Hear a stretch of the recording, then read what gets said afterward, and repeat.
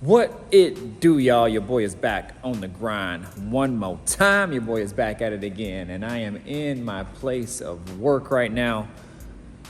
If you guys never seen my place of work, this is my gym. And man, it's lovely. It's lovely to have your own spot this time, this year. But last year, we were outside in this crazy weather. I mean, it's dark, it's raining right now. We're supposed to have actually snow this weekend, and it's supposed to be getting down into the teens. So we got some storm or something supposed to come in just in time for Christmas, but we'll see. So anyways, I am here. We got a class that's starting in about 17 minutes, so I'm gonna try to make this quick. But anyways, I wanted to kind of just chime in and just to let you guys know, what's next for the Chevelle. I mean, obviously you guys have been seeing parts here, parts there. What are we gonna do with these parts? And even some people have asked, when we're gonna start putting parts on the car. Well, I need the car first of all. My buddy Chris still has the car. We have a plan to hopefully get it back by a New Year's weekend. We shall see if we get that by that time. So I don't know. He's definitely putting in work to get it done. He pretty much messages me like every night, just various things. Like last night he had trouble with the side view mirror. I guess the side view mirror that I was gonna put on it isn't gonna work. That mirror was actually for my Skylark, but I just found this out last night after he said it wasn't fit, is all these bullet mirrors that you see on like these old school cars, like the bullet mirrors, they call them the sport mirrors. They are different like angle pitches for different cars. So not all of them are gonna fit. I didn't really even take that into consideration. So the ones that were on my Skylark actually kind of mount more on the side of the door panel versus on top like the Chevelle does. So that's why it's not working, because he said it was hitting the window when he was trying to mount it up on there, which meant the angle was like too much this way, which makes sense. Being on the Skylark, it would have sat further down on the door. So I'm gonna have to figure that out. I did find some literature on what people did to kind of make these mirrors work, just in case they didn't want to use the chrome mirrors. Also in regards to those mirrors, I guess on some of the Chevelles, if you ever see a Chevelle that has only one mirror on one side, like my Nova also had it on one side, but the Chevelle in particular, I guess they only came on the driver's side if you were to get a Chevelle of that make. So they didn't put them on the passenger side ever. So they never made a passenger side bullet mirror. And I think they only came on the non-SS car. So if you ever see a chrome mirror just on the driver's side, that probably would have meant it had an original bullet mirror, but somebody put a chrome mirror on it. I don't know if that's for sure, but that's what I would guess. I know the SS models and some of the upper models and nicer models had chrome mirrors on both sides. So, well, mine doesn't have a passenger side mirror, and I didn't want to drill any holes in that door. And my buddy was like, "I'm not drilling any holes in that door." So I said, "I don't blame you, man." But anyway, so that's kind of that's kind of the stuff that you have to deal with in regards to these builds, you guys. You come across stuff like that all the time, and so I'm gonna probably have to deal with that at some point as well too. But also in regards to the CVF parts, so if you guys watched my last video, I had a part that came defective. They emailed them and told them.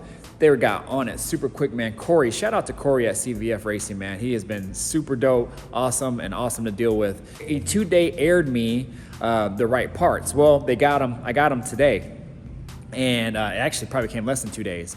Well, I opened it up, and the main bracket piece is the one that really came defective, and it's defective again. So the new parts that he sent me out is also defective. So I think what had happened is they probably rushed them from the anodizer, and they got a bad batch, and all the brackets are all bad. So he said he went back there, he checked, he pulled them all off, and they all are bad. They all have the same issues with the anodizing or whatever. They're just all bad. So he says he doesn't know if like too much water mixed into them or something or other, I don't know, but they're all bad. So he says what he's gonna do, he told me just to keep the parts, don't worry about sending them back. That way he didn't want to postpone my build or anything. He says that way if you need to mount the brackets or anything. Just go ahead and run it. And what he'll do, as soon as he gets the new batch in, he'll send me the most perfect one that they have, and he'll make sure there's no issues with it, and then he'll send it out my way. So unfortunately, I have to wait 2 to 3 weeks for that, because that's about how long they're out right now. But hopefully I'll get it back in a timely manner. And I'm just grateful that I'm dealing with him and he's hooking me up. So other than that, you guys, shoot, man, ain't really nothing else going on until I get the car back. Well, probably what will happen first is when I get the car back, I'll probably do like a walk around on it, kind of give you the ins and outs of the car, what I've done to it, where it came from, and where we're gonna go from here. And then the first plan of attack on it is probably to start with the suspension, because what I would like to do is send the front sway bar and the lower control arms to the powder coater, because I want to get those powder coated Chevy orange. Those are the only parts that I'm going to do Chevy orange. And I might possibly, I'm thinking about doing the rear sway bar Chevy orange as well too. So you guys get in the comments, let me know if you think I should do the rear sway bar orange. I have nothing in the back that's orange, but I've always kind of liked that on old schools, especially you look from behind and you look underneath and you see that sway bar a different color. I've always kind of liked that. So like, you know, UMI has the red, and sometimes you see some other different colors, but I'm thinking I might go orange, just on the sway bar only in the rear, but we'll see. But you guys get in the comments, let me know what you guys think about that. So remember, also it's gonna tie into my brake calipers. The lettering on the calipers are also orange too. So I will have a little bit of orange back there, so that could possibly tie into it as well.